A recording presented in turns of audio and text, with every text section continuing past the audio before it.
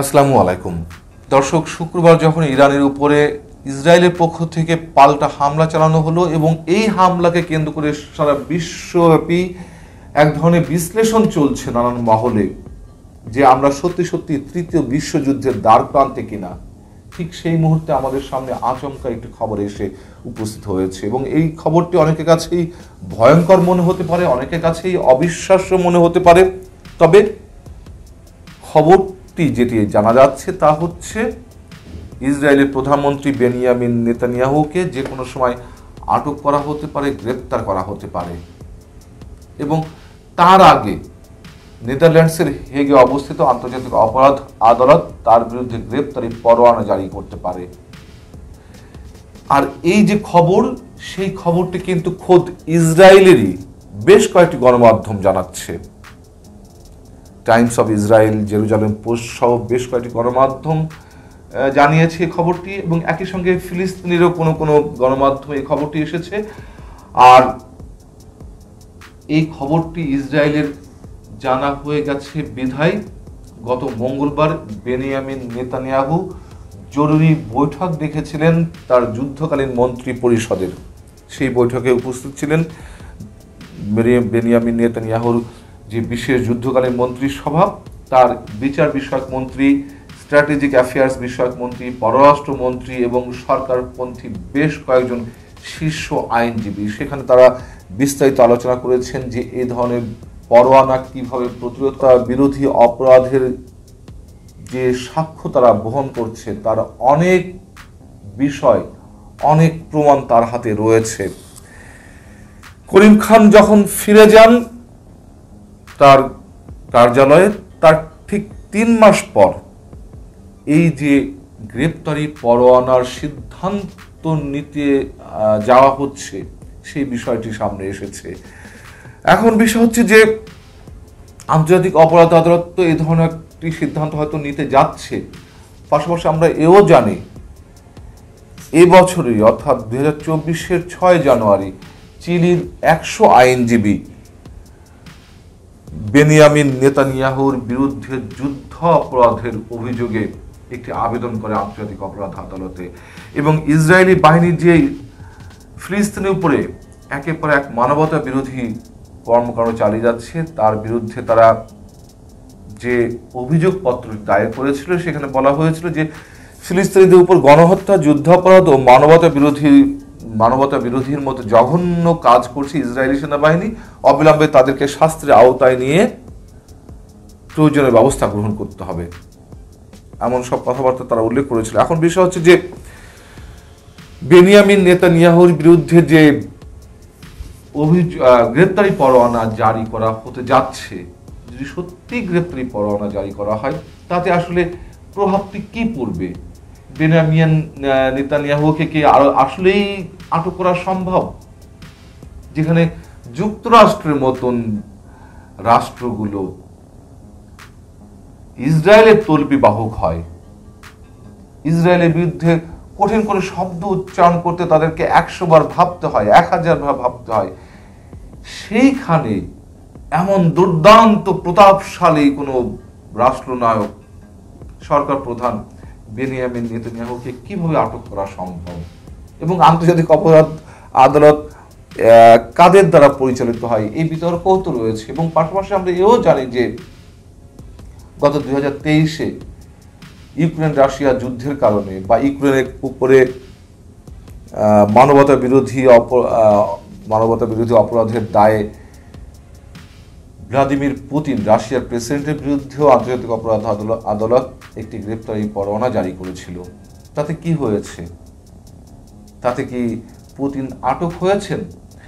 আমরা যদি সরলীকরণ করে এমন মন্তব্য করি তাহলে নিশ্চয়ই বিষয়টি সঠিক পর্যায়ে দাঁড়াবে না। এই কথা আমাদেরকে এই তদন্ত কার্যক্রম স্থগিত হয়ে যায়, যদিও করোনা মহামারীর পরবর্তীতে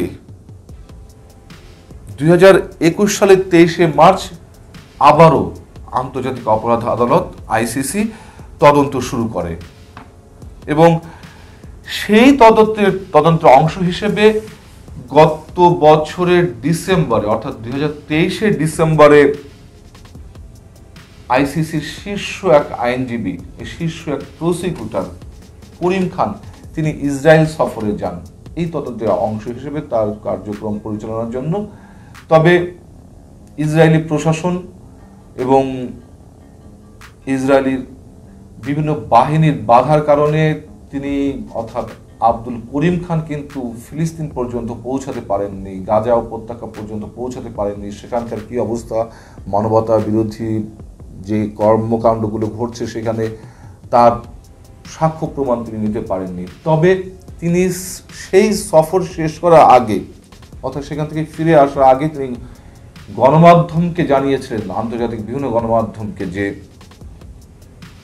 ইসরায়েলি যে বাহিনীর অভিযান একের পর এক ফিলিস্তিনের উপরে এবং হামাসের হামলা 7ই অক্টোবরে, আমরা তো একথাও জানি যে 2023 সালের 7ই অক্টোবর হামাস যে স্মরণকালের স্মরণীয় হামলাটি চালিয়েছিল ইসরায়েলের উপরে, 5 মিনিটে প্রায় 1200 মিসাইল নিক্ষেপ করেছিল, সেই ঘটনাকে উল্লেখ করে করিম খান বলছেন যে এই যে হামলা এবং পরবর্তীতে ইসরায়েলের যে অভিযান, এগুলো সবই যে স্বতঃস্ফূর্ত তা কিন্তু নয়, এগুলো অনেক কিছুই পরিকল্পিত এবং আগে থেকে।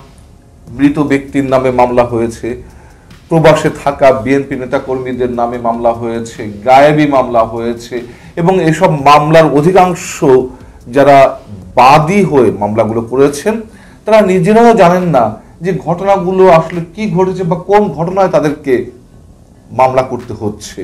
তার কারণ অনেক সময় দেখা গেছে যে ধরে বেঁধে নিয়ে এসে মামলা করানো হচ্ছে এক একজনকে দিয়ে, যিনি প্রত্যক্ষ সাক্ষী নন তাকে দিয়ে মামলা করানো হয়েছে। এমনকি এও দেখা গেছে যে যিনি একজন জন্মান্ধ ব্যক্তি, যিনি কোরআনের হাফেজ, যিনি মসজিদের মুয়াজ্জিন, তার বিরুদ্ধেও পেট্রোল বোমা হামলার মামলা দেওয়া হয়েছে। অতএব এগুলো নতুন কিছু নয়, নতুন করে আলোচনার কিছু নাই। যেহেতু প্রধানমন্ত্রী বলেছেন সেজন্য এই কথাগুলো বলা।